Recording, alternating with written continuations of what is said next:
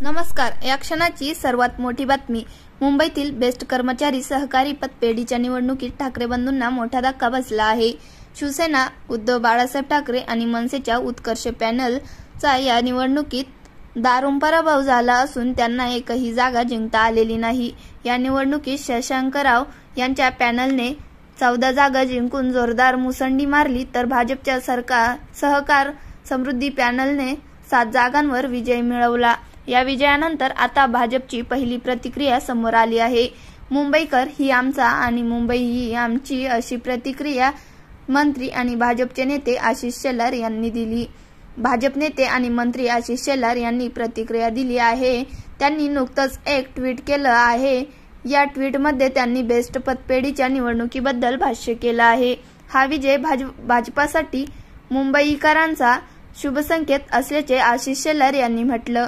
Best पतपेढीच्या निवडणुकीत मुंबईकर जिंकले, कामगार जिंकले, कामगारांनी आम्हाला शुभसंकेत दिला आणि पत व पेढीसाठी लढणाऱ्यांना मोठा भोपळा दिला, असे शेलार म्हणाले.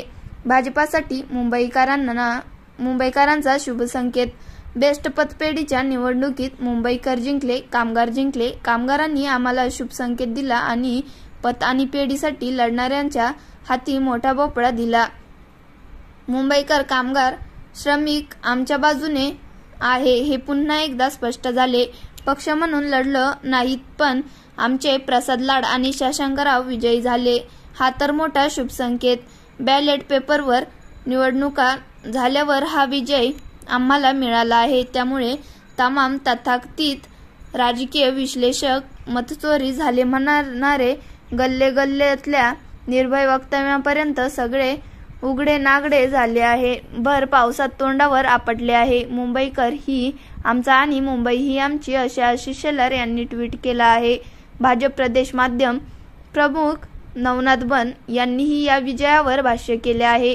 या निकालातून हे स्पष्ट झाले की मुंबईकरांचा आशीर्वाद ड्युटिकेट ब्रँडला नाही, तर बाळासाहेब ठाकरे यांच्या हिंदुत्वाच्या खऱ्या स्टँडला आहे. बेस्ट पतपेढीच्या निवडणुकीत उबाठांचा पूर्ण पराभव झाला.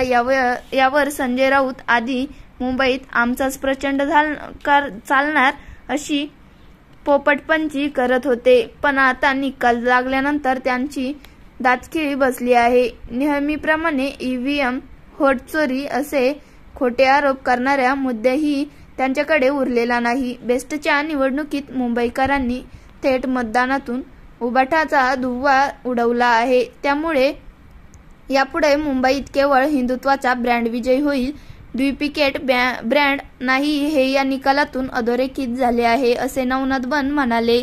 या निवडणुकीतील निकालावर प्रतिक्रिया देताना भाजप नेते प्रसाद लाड यांनीही ट्विट करत प्रतिक्रिया दिली. बेस्टच्या निवडणुकीत ठाकरे ब्रँड 21 विरुद्ध 0 असा पराभूत झाला आहे.